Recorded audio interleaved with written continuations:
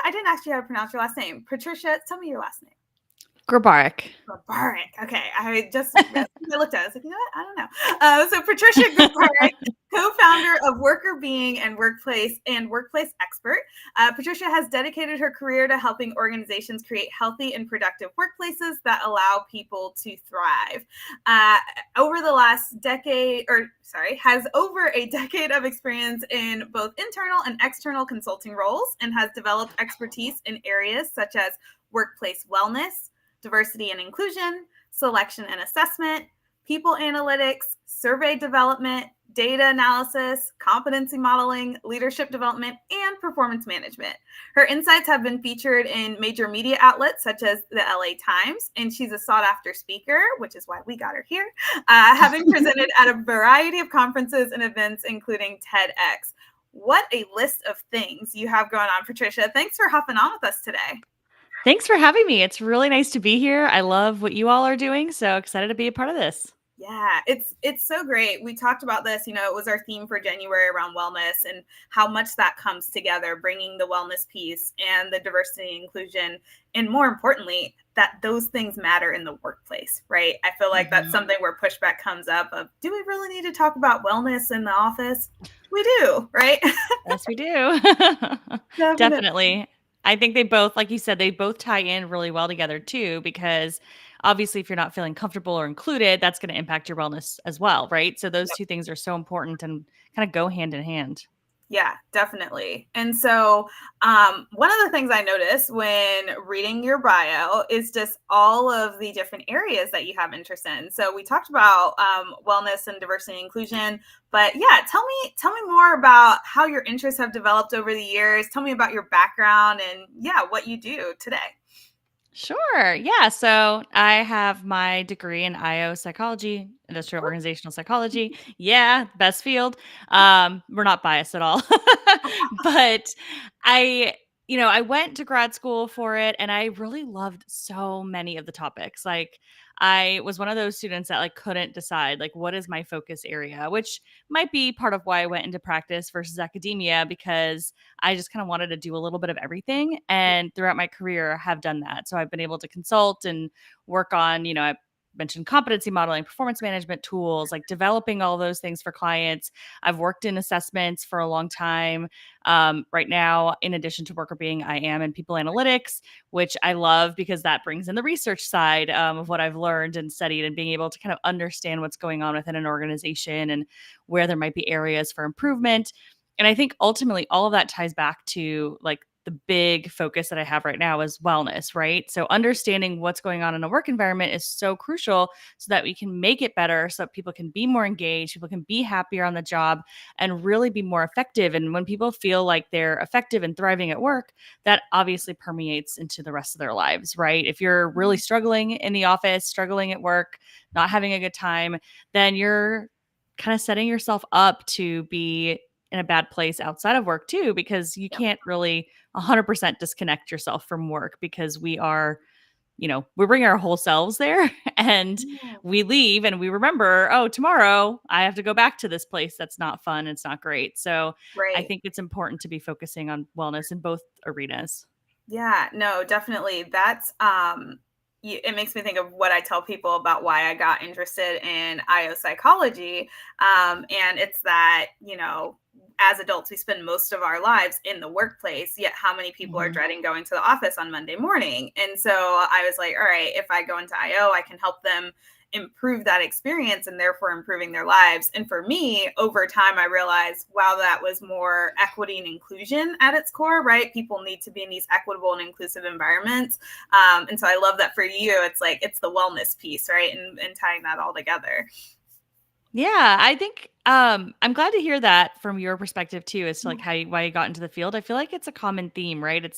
We're here for so many hours, we're working for so long, and why do we want to make it a bad experience? We should be focusing on how to create the right environment where people are happy, and people like to feel productive. People like to feel like they're accomplishing something and they're making a difference and they have a purpose. So work can be really fulfilling and helpful, instead of looking at it as something where you dread and you're just going for a paycheck. It'd be great if we can create environments where people feel like they're at least accomplishing something during the day. Yeah, no, definitely. So another big thing with IO psychologists, and something you kind of alluded to already, is that we are scientist practitioners, right?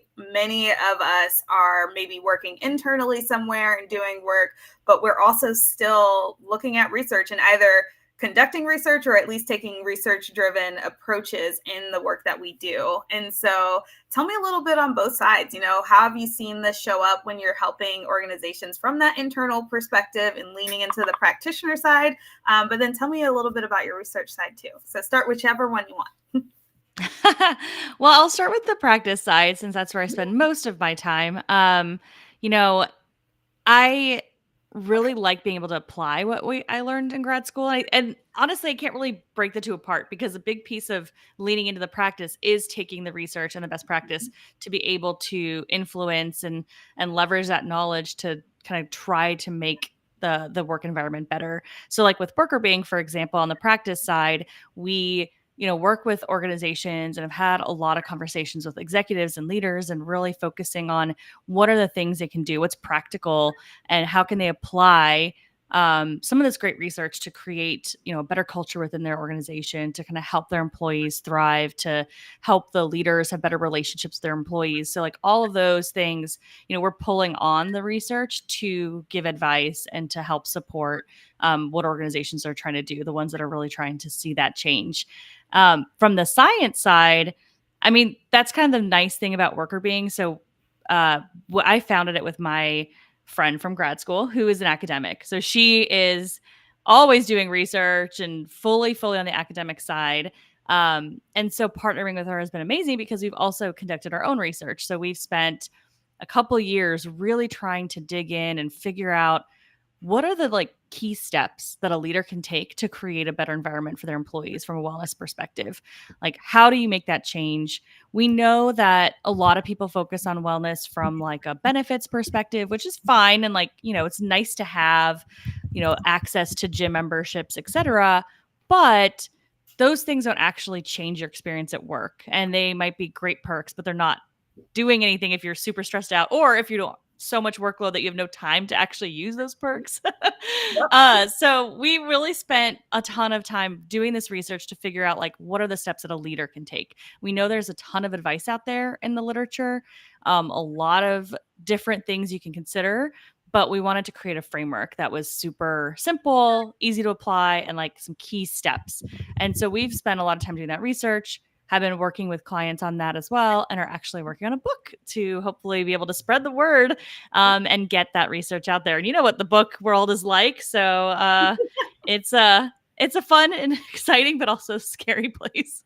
Yeah, being in the book space is definitely that, right? You have so much pride in it and it's exciting, but it's also like, is this going to be useful? Because that's the whole point in writing the book, right? Is to make sure you are getting good information into the hands of people who need it.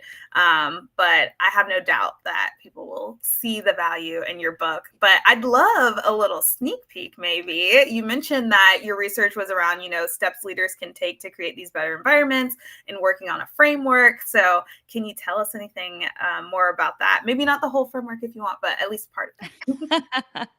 Sure. Yeah. Well, a lot of what we did in the framework is kind of focus it in on kind of the things that leaders wouldn't expect that they need to be doing, but should be doing. So, like, for example, we have a section, and it actually kind of ties into like the DEI space around like vulnerability, right? If you don't have a vulnerable leader, if your leader's not able to kind of have those conversations, be authentic, show that vulnerability, then the employees aren't doing that as well. And that creates a disconnect where, everyone's kind of putting on a face. Authenticity impacts your well-being massively. We know that, as well as, being able to have those conversations with a leader that is vulnerable and interested in learning about you and your well-being allows you to negotiate and have those individual level conversations and focusing on wellness more at the individual level versus like a group level, right? Again, we can provide benefits. We can say, here's your amount of days PTO, what have you, but really you need to tailor what the experiences to each person because they need different things. A new mom is going to need something different than an empty nester who might be trying to move towards retirement, right? Those are two different people, two different phases of life. And even within that, those types of people will have very different experiences and needs. And maybe there's certain things you can do and focus in on how you work with person A versus person B. And that's something that's really important for leaders. So they need to show that vulnerability so people will do the same. And then you can have true, authentic conversations to help move the needle and focus in on that person's individual wellness needs. Yeah, I think that's a really good call out on the vulnerability. And what kept coming to mind for me was role modeling, right? We've talked about it in so many ways, and it applies here too. Model those behaviors that you're expecting from them, and that will help your employees to actually follow through with that. And then I also like your angle of the individual perspective versus group. And we talk about that a lot in our DEI work too. And it's funny because in DEI, we do group people, right? And we say, especially when we're looking at data, and it's like, all right, people who are X identity versus this identity, what do they need? And yes, sometimes when you look at data, you might see themes across identities that you can then say, okay, on average, people here maybe need these things. But at its core, when we talk about allyship, we tell people to stop worrying about the whole group, right? Start with building those one-on-one relationships where you really get to know someone, because if you want to be a true ally, you want to support them, you want to be an inclusive leader, you have to know their unique individual needs and then tailor your actions to that. And so, I love that perspective of really digging in on an individual. Yeah, I think there's a lot. Oh, I was going to say, I think there's a lot of overlap with DEI on some of those components, right? Like, just getting to know people and knowing what their needs are, because how else can you support them? And I think that it's so easy to kind of look at your employees and like wait until they ask you for something, or, just keep like focus on the task and have conversations only about work and try to keep it really professional at work. And like, yes, you want professionality, obviously, right? We don't want to cross certain boundaries, but that person is still a person. And if all you're doing is talking about tasks and work and, not digging into like the things that they might need holistically, then you're missing a big piece of how you can support them, whether that's through their career development, whether that's through, flexibility, maybe being an ally in certain situations, or really going to bat for folks. So there's a lot of things that leaders will miss if they're just focusing on the task and performance alone.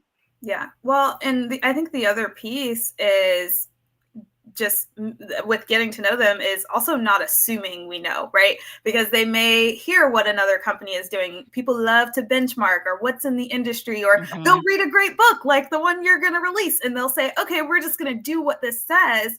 But they may not need all of those pieces, right? So there's so much power behind actually talking to your employees, to the people you want to support, because they're the best ones to tell you what they need as support versus looking elsewhere for what to do. You can get ideas, but don't just throw stuff at the wall, right? It makes more sense to go straight to the source. Yeah, ask what they need, and then sometimes they may not know a solution, and that's where you have to bring in your leadership like style and creativity and thinking through how you can approach a certain situation. But I think that having those conversations as a first step is super important. And to your point, when you're talking about role modeling, right, is if you're sharing like the struggles you might be having with work-life balance, or if you're able to talk about mental health in the workplace, then you are helping eliminate that stigma so that other people are feeling more comfortable and able to share. And then you know what you're dealing with, right? So if somebody's struggling with a specific mental health issue, like if you're able to, you don't necessarily have to disclose everything, but like if you know that that's happening in somebody's life, or they're willing to share a little bit, then you're able to better support. And the more you can role model and the more vulnerable you can be as a leader, the more likely people are going to kind of reciprocate that. Yeah. And it can be tough, right? This stuff isn't easy. Vulnerability is not easy. But it's, stretching, once you stretch that muscle, it gets easier. So you just have to start somewhere. It can be a little small thing, and protect yourself too. Don't, do too much to where now you're too open and that's damaging to you in some way. So it's finding that balance. Exactly. Yeah. You don't have to disclose everything, obviously, but I think you're 100% right. And actually, like in the book, we've built like some reflections and worksheets where, um, for this specific topic on vulnerability, it's like, what can you share first? Like maybe it's a hobby that nobody at your office knows about, right? Like we had an example in the book about a leader who never really opened up about anything in her personal life, but then she saw somebody else kind of sharing about a hobby. And then so she decided, you know what, I'm going to make my Zoom background like a painting that I made. And then that started conversations about like the art that she does on the side, which nobody knew about. But then that kind of created a better image of her being like a more whole human. So people started sharing their hobbies with her. And so then she got to know her employees from like this very benign place first before she was able to get a little bit deeper just by sharing that she paints and sharing some of her paintings with her team. Yeah, no, I love that. And we talk with clients about that too, especially because, we're like data, data, data. And so you're asking people to be vulnerable and give you this information, but they're not going to immediately trust you, right? They don't know why you want to know these things. They're not sure if they're going to, get in trouble for certain things that they share. And so it's like any relationship. If you were trying to make friends with someone on the street, right, what would you do? You'd start with the small things and build that trust up, build that connection, and then you start disclosing bigger things the more you're comfortable with each other. And it is the same thing in the workplace. 100%. Yeah. It's well, I'm glad that we're having this conversation. I feel like it's really fun to talk to somebody else that has like the same perspective or at least a similar approach with leadership because I think it's so important and I love seeing that other people are doing this kind of work and kind of encouraging this to happen because I think it's so important in the workplace to move into this place where leaders can be vulnerable and have these conversations and the more you have these real authentic relationships, the more likely you're going to be those leaders are going to support employees and employees are going to be in a better place, right? If you are super disconnected, it's hard, that's where you get the kind of dehumanization of employees, right? If the leader's not talking to the employees, not really getting to know them, they're not necessarily thinking about them as whole people. Yeah, no, definitely. So that being said, we talked about how this isn't always easy. When you either in your research or when you're working with clients, what have you seen come up as barriers? What's some things that people have to do to overcome, whether it's around the vulnerability or it's some of the programming, right? If they're running into issues with getting some of those efforts approved. Yeah, I think that's kind of that second piece is what we see as the biggest barrier is there might be some people in an organization that are very passionate about this and wanting to make a difference. And then there are others that are like you said earlier, why are we spending money on this? Like, do we really need to be talking about wellness at work? So I think a big barrier that leaders face is other leaders and the organization that might be pushing back or just not willing to invest in it. And it's hard to be a leader in a situation where, that's not prioritized. Yeah. So if you are leading and you're trying to create a really thriving environment, you're trying to manage workloads in a way where people can actually disconnect in the evening, right? And they're not overly stressed during the day. How do you do that when the organization around you is just in this like hustle culture mindset, like really pushing people to work too hard? Like how do you protect your team? Because then what ends up happening is you might try to protect your team, but then you get the brunt of it. And as a leader, then you need to be taking care of yourself too. So there's tactics around like how you can potentially influence other people around you and start kind of that conversation, so that you can help get other allies within, using the word allies again, but like get other people within the organization on your side so that you can at least have like a group of people and start to make that difference. But it's hard if you're alone and there's no support as a leader for what you're trying to do. And I've been there. Honestly, I've been in an organization where I was leading a fairly large team, and it was startup culture, like very stereotypical, like intense, everyone's an owner, so we should all be working, I don't know, a million hours a week, and trying to like save my team from burnout and protect them from that, ended up at a cost where people were knocking on my door a lot and I was trying to save them, and so then I ended up burning myself out, right? And that is a huge risk. So I think leaders need to either coaches or support or something on their side to help make sure that they're also taking the time that they need. And being vulnerable with your team can also include saying, like, this is a challenge for me to try to protect our workloads. And so kind of doing it as a team, and even if they're not people that have influence, right? Your direct reports may not have that same influence. They might be willing to step up to help you when you need to step back because of something going on, right? So you can try to protect them as much as you can, but then they can also help support you. So kind of thinking about who you have around you to support, I think, is really important. Yeah, no, I think that's a really good call out. And it's the benefit of not, I think the benefit of not having to do it alone, right, is also something that's really good. One, it's hard. And so having that support and building that is going to make it easier. And you can do what we call, right, the snowball effect. And so instead of just like, hey, full steam, we have everyone, it's like, all right, we have a few. And the next thing you know, you have everyone. But I think it's also the support for yourself, because again, this can be a toll on you. And so if you just feel like you have to save the world by yourself and all that pressure's on just your shoulders, you're going to end up putting yourself in health risk, while trying to help others. So make sure you have, even if it's just a support person to commiserate with, having that network there is really important, I think.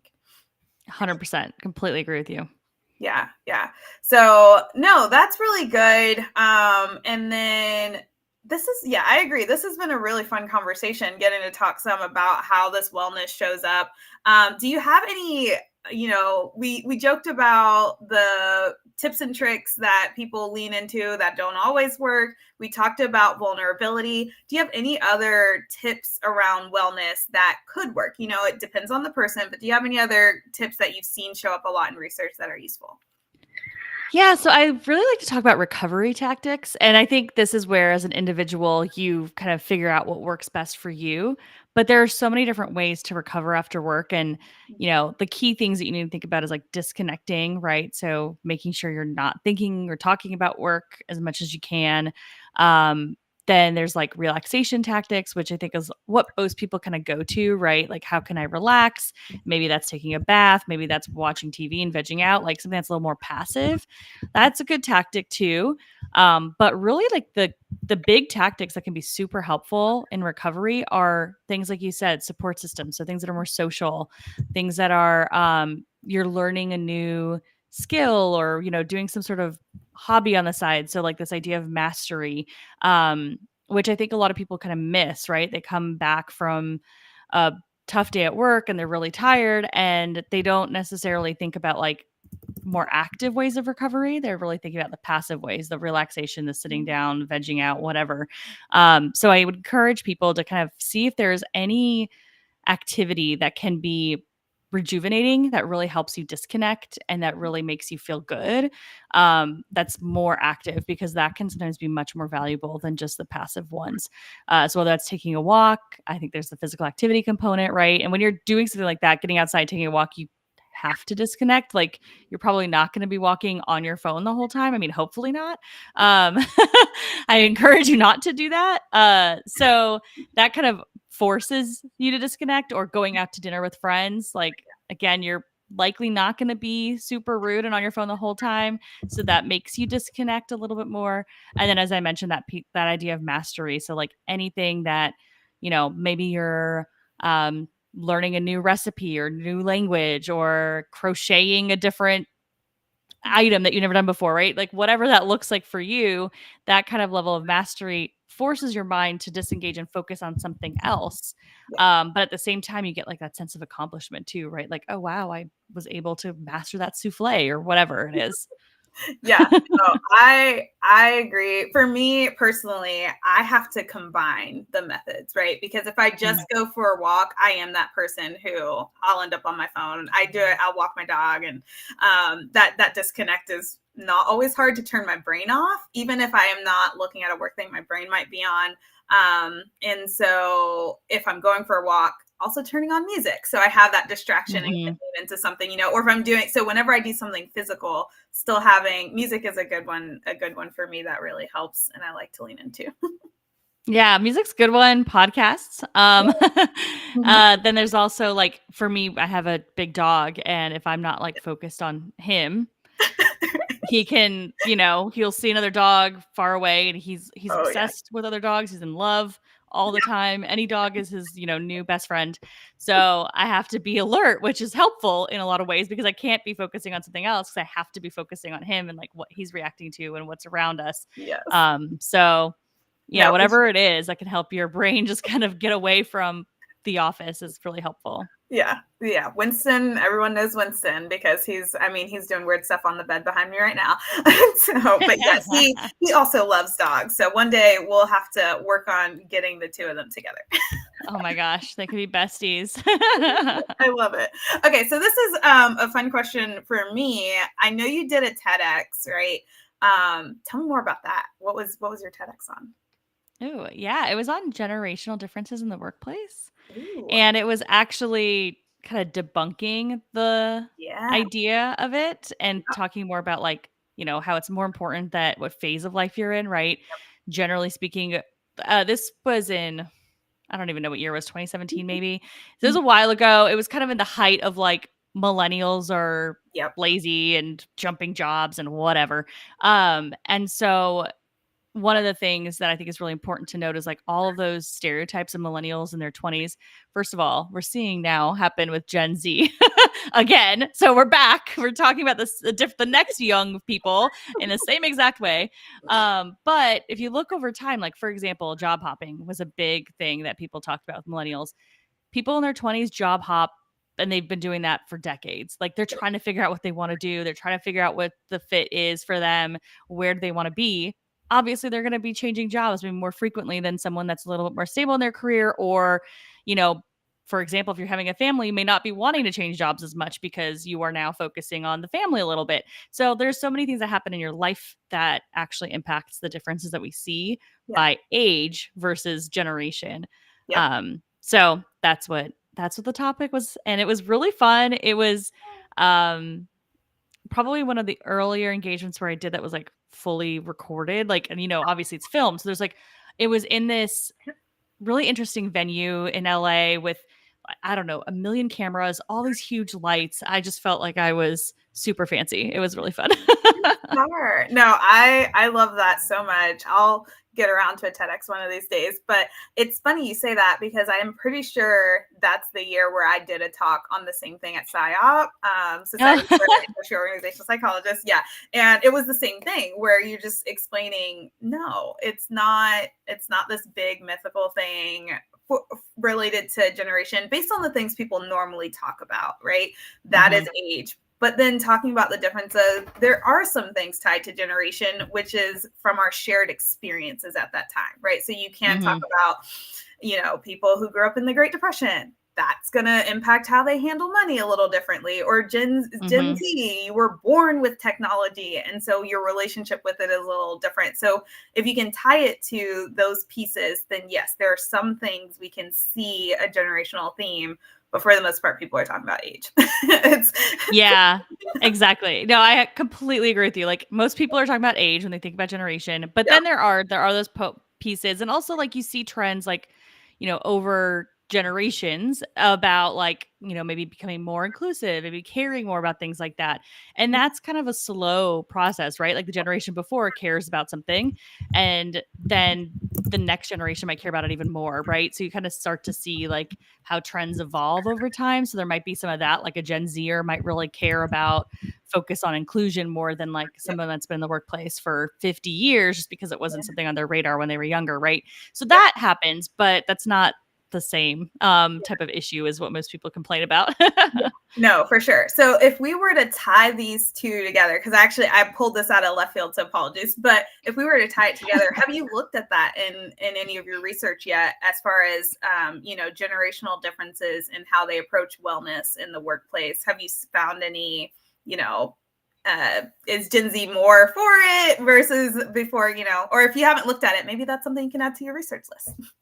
Yeah, we didn't cut our data by age specifically, because really we were talking about the leaders, and so generally the leaders are a little bit older generations. But one thing that we have found when we look both across other research, best practices, and just kind of what people are seeing in the industry is the younger generations do care more about wellness, right, than the more senior generations. Um, Part of that I think is similar to kind of what I was talking about, like the trends continue over time. Millennials actually really do care about it a lot. Gen Z cares about it even more, but millennials are now kind of in the phase where they can actually make an impact. But I think they're the ones that are most at risk of being that burnt out leader, trying to help and support the next generation or, their peers, if you will. Um, Gen X and boomers, like the thing is that they say they don't care, but they do care. That's the thing that is interesting. It's like they're not willing to talk about it in the same way. They Mhm. may not necessarily think about it for younger generations, right? They kind of, there's always this challenge as people get older. It's not a generational thing, but as people get older, they tend to be like, well, I had to do this. So, like, that person should also have to do that, right? It's like you've got to go through the experiences of challenge that I had to go through. And that happens with everybody as they get older. So then you get this problem where people really care about wellness. And then maybe somebody that didn't have a leader that cared about wellness, they're just kind of like, well, that's just not the way the world works, right? So trying to change that mentality is important because for themselves, they do care about wellness and they understand that they need to, rest and what Yep. have you, focus on not being burnt out and all of that good stuff. But they may not necessarily kind of show that same, Yeah. uh, Yeah, there kindness may towards be this wellness in feeling of general. like it's a personal problem, right? It's not a work problem. Exactly. Yep. Yeah, no, for sure. Well, this has been amazing. This has been a lot of fun. Before we wrap up, I did want to ask one more question, just kind of tie everything up with a bow. And that is, in your opinion, what can organizations be doing to help create more better humans at work? So I think organizations need to focus on creating effective leaders. So I know I keep talking about leaders, but they need to focus on um, giving leaders the resources and tools that they need to be able to create a better environment and not focus in on the workload in the way that a lot of organizations, at least in the US, do, right? Like making sure we have enough capacity and prioritizing so that the leaders can do what they got to do and make sure that the employees are able to thrive. And then the companies will benefit from that. So I think it's just really a focus on equipping leaders with the support and the tools that they need to be able to then go and create those really positive environments.